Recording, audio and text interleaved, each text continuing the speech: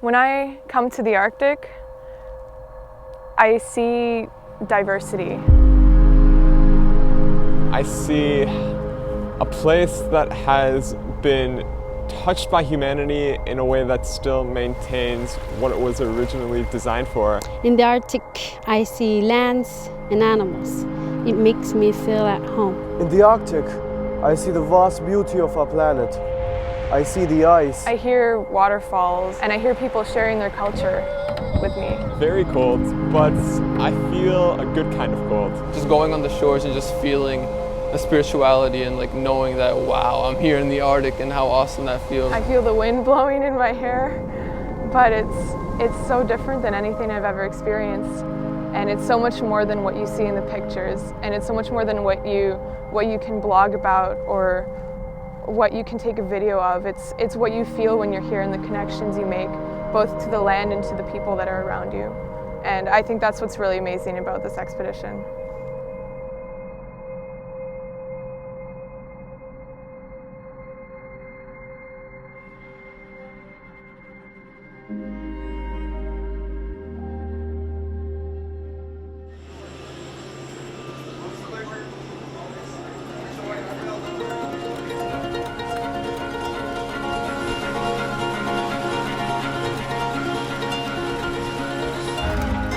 So why are we here? Why are we getting on an airplane and flying over the edge of the Earth to a ship that sails through the Arctic?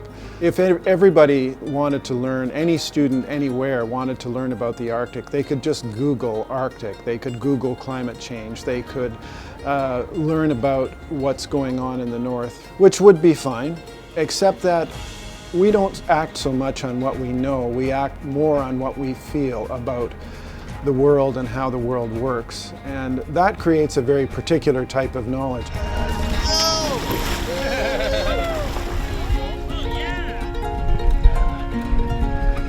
So it's knowledge that is cast, colored, and shaped by the experience of being here. If you look at almost every young person who has come to these intense experiences on Students on Ice, this kind of knowledge is always translated into some kind of action down the road. This is a very different type of knowledge because it's intensely personal.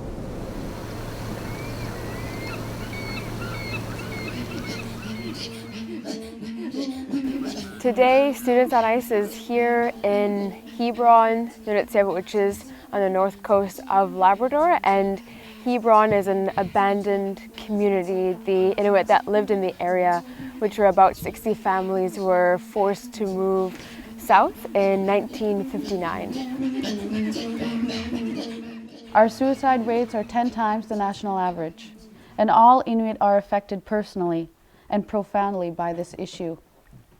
Please join me in a moment of silence to remember those who matter most to you that are no longer with us.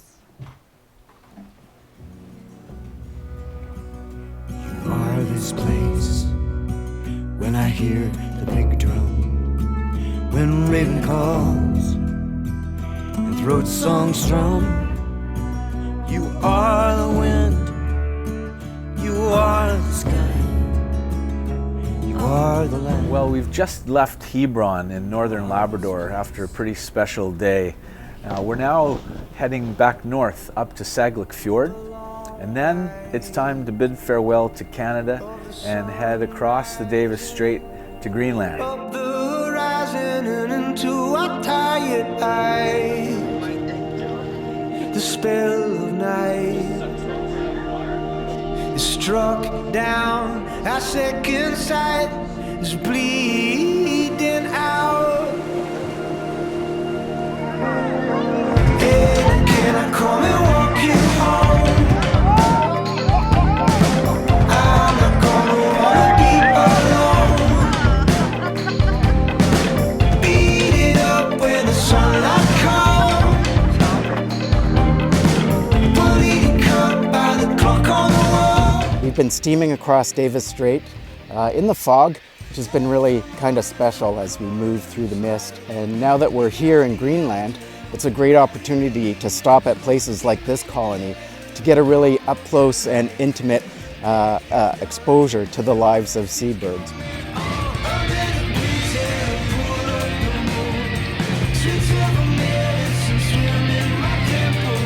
Oh, this morning was beautiful. We came out like from the ship and it was all foggy, and then as the mist separates, like you come out and it's just gorgeous. We heard the glacier and we saw the glacier calve. It was an incredible noise, an amazing sound.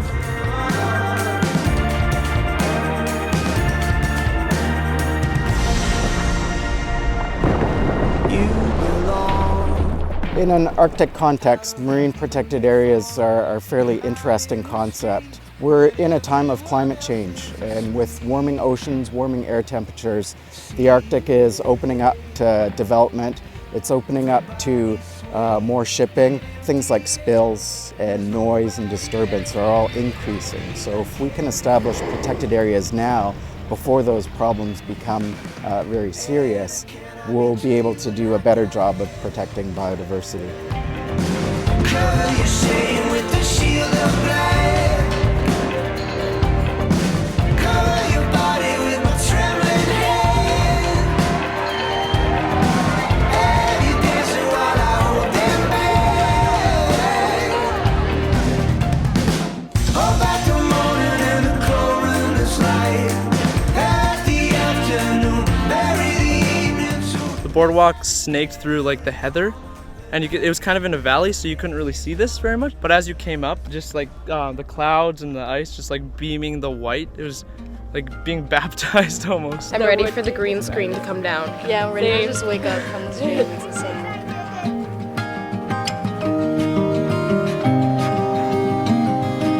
All the ice that you see behind me are actually icebergs that have broken off of the Jakobshaven's terminus. It's a great indicator that the ice is melting, the glaciers are shrinking at a tremendously high rate. You can imagine all that ice going into the ocean, it's melting and it's raising sea level around the world.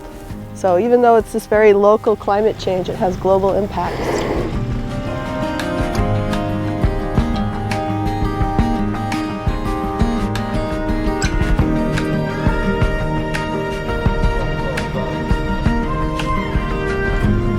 By being here and experiencing this place, I want them to remember that that this is a dynamic environment that we're living in, and if we change the system, if we change the natural system, it's going to have dire consequences. But I'm really optimistic because I think humanity and people are incredibly creative and innovative, and we will come up with engineering solutions, new forms of energy. I hope they look at this scenery, which is incredibly powerful, and realize that they're powerful too.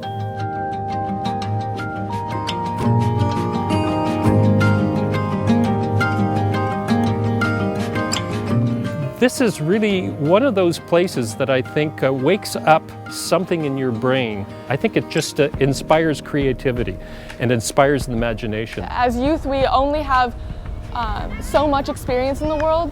We're kind of just full of possibilities. When every day you get to see these most incredible sights, it changes you. And once you get a sense of that wonder, you never want to stop. These days, youth are so bombarded with information, but we have to touch their hearts, not just their heads. And this is what this journey has done. It's reached all of our hearts. And when you touch the hearts of anybody, but particularly a youth, that is where commitment and change begins.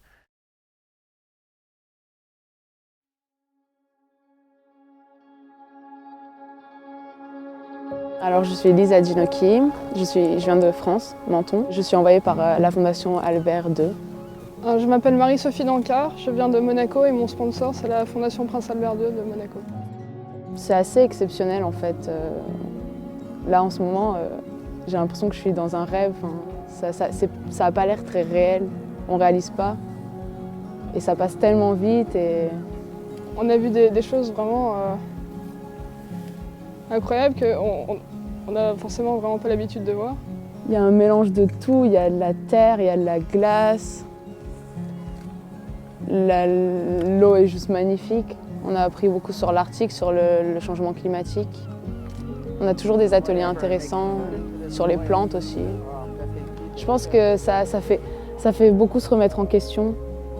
Enfin, quand on voit des choses comme ça, on se sent vraiment petit et ça fait prendre conscience de certaines choses.